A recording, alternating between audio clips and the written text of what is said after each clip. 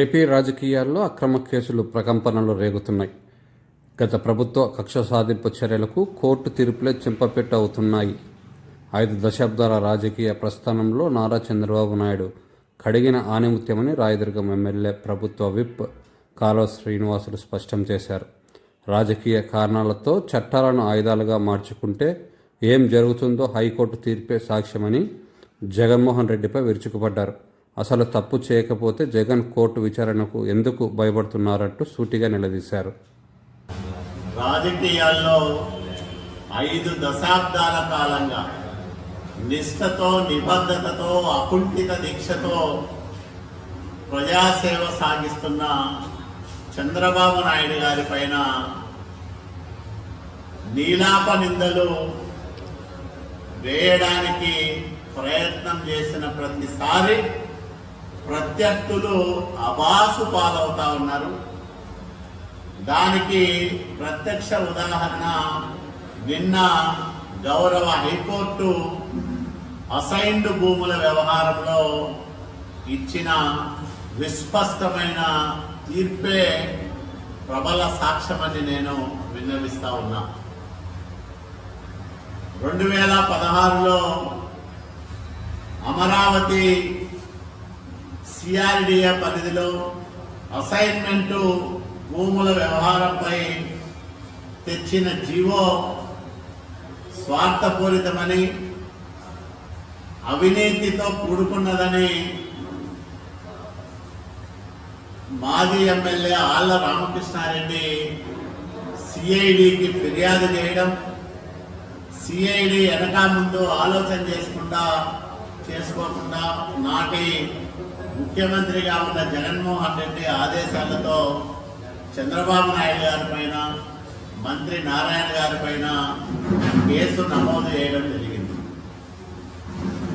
నిన్న కేసు విచారించిన గౌరవ హైకోర్టు చాలా స్పష్టంగా తీర్పు ఇవ్వడంతో పాటు ఎలాంటి అవినీతికి, అవకతవకలకు ఆస్కారం లేని విధంగా ఈ వ్యవహారం ఉంది అని చెప్పడం అనేది చంద్రబాబు నాయుడు గారి నిబద్ధతకు నిదర్శనమని కూడా నేను మనవి చేస్తా ఉన్నా. ఈ సందర్భంగా హైకోర్టు చేసిన వ్యాఖ్యలు మనం ఒకసారి చూస్తే, రాజకీయ కారణాలతో చట్టాలను ఆయుధంగా మార్చుకోవడాన్ని సుప్రీంకోర్టు అనేక సందర్భాల్లో తప్పుపట్టింది. అదే విషయాన్ని గౌరవ హైకోర్టు నిన్న పునరుద్ఘాటించింది. ఆళ్ల రామకృష్ణారెడ్డి వేసిన ప్రజా ప్రయోజన వ్యాజ్యంలో ఎలాంటి ప్రజా ప్రయోజనము లేదని, పూర్తిగా రాజకీయ దురుద్దేశంతో కూడుకున్నదని,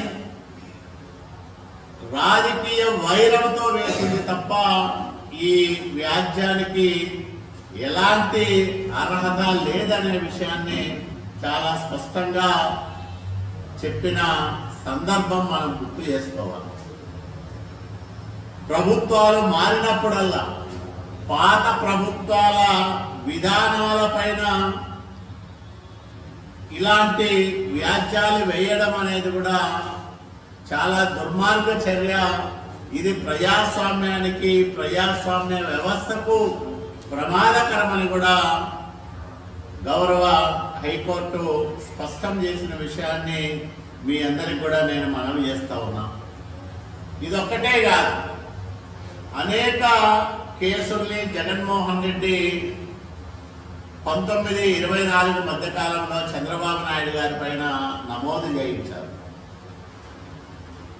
తన వాహనం నుంచి ప్రజలకు చెయ్యి ఊపాడని ఒక కేసు కడతారు. అట్లాగే పోలీసుల విధులకు ఆటంకం కలిగించాడని కేసు కడతారు. ఇంకో చోట మైకు వాడినాడని ఒక కేసు కడతారు. ఇట్లా 22 కేసులు 2019-24 మధ్యకాలంలో చంద్రబాబు నాయుడు గారి పైన ఆనాటి జగన్మోహన్ రెడ్డి ప్రభుత్వం నమోదు చేసింది కేసులు సిఐడి ద్వారా నమోదు చేయించింది. మనం చూసాం ఇన్నర్ రింగ్ రోడ్ ప్రతిపాదన దశలో ఉన్న ఇన్నర్ రింగ్ రోడ్డులో అవకతవకలు జరిగాయని కేసు పెడతారు సిఐడి ద్వారా. అట్లాగే స్కిల్ డెవలప్మెంట్ కేసు, ఇది ఇంకా న్యాయ సమీక్షలో ఉంది, దీంట్లో ఆధారమే లేదు, కనీస ఆధారం లేవు. ఇసుక 14-19 మధ్య కాలంలో ఉచిత ఇసుకను ప్రవేశపెట్టాడు, దీనివల్ల ప్రభుత్వానికి నష్టం కలిగించాడంటే దాన్ని కూడా హైకోర్టు కొట్టివేసిన విషయాన్ని మనం గుర్తుపెట్టుకోవాలి. కోర్టుల్లో వెలువడుతున్న తీర్పులు బలమైన చెంపపెట్టుగా మనం భావించాలి. అంటే అధికారాన్ని అడ్డుపెట్టుకొని మేరు నగధీరుడైన చంద్రబాబు నాయుడు గారికి మరకలంటించే కుట్రలు కుయుక్తులు జగన్మోహన్ రెడ్డి అండుకో చేసిందనే దానికి ఇంతకంటే నిదర్శనాలు ఏం కావాలని నేను అడుగుతా ఉన్నాను. కడిగిన ముత్యాల్లో మా నాయకుడు ఒక్కొక్క కేసు నుంచి బయటపడతా ఉంటే ప్రజలందరూ కూడా హర్షాతిరేకాలు వ్యక్తం చేస్తా ఉన్నారు. తెలుగుదేశం పార్టీ కార్యకర్తలుగా మేమందరం కూడా గర్వపడతా ఉన్నాం. అలాంటి రాష్ట్ర జాతీయ రాజకీయాల్లో సుదీర్ఘ అనుభవం ఉన్న నాయకుడు చంద్రబాబు నాయుడు గారంటే జాతీయ రాజకీయాల్లో పరిచయం అక్కర్లేని పేరు. ప్రపంచ దిగ్గజాలు మెచ్చిన పరిపాలన దక్షుడు ఆయన. అలాంటి నాయకుని పైన అనేక అక్రమ కేసులు పెట్టి వేధించింది గతంలో వైసీపీ ప్రభుత్వం. ఈరోజు ఒక్కొక్కటిగా ఆ కేసులన్నీ వీగిపోతూ సచ్చీలుడుగా మా నాయకుడు బయటపడుతున్న విధానం ఆయన నిబద్ధతకు చిత్తశుద్ధికి నిదర్శనమని కూడా నేను మనవి చేస్తా ఉన్నా. ఈరోజు జగన్మోహన్ రెడ్డిని నేను ఒకటే శృతిగా ప్రశ్నిస్తా ఉన్నా. మా నాయకుడి పైన పెట్టిన కేసులన్నీ కూడా న్యాయస్థానాల్లో విచారణకు వస్తున్నాయి, వీగిపోతున్నాయి, న్యాయస్థానాలు వాటిని కొట్టివేస్తా ఉన్నాయి. మరి నీ వ్యవహారం ఏంటి?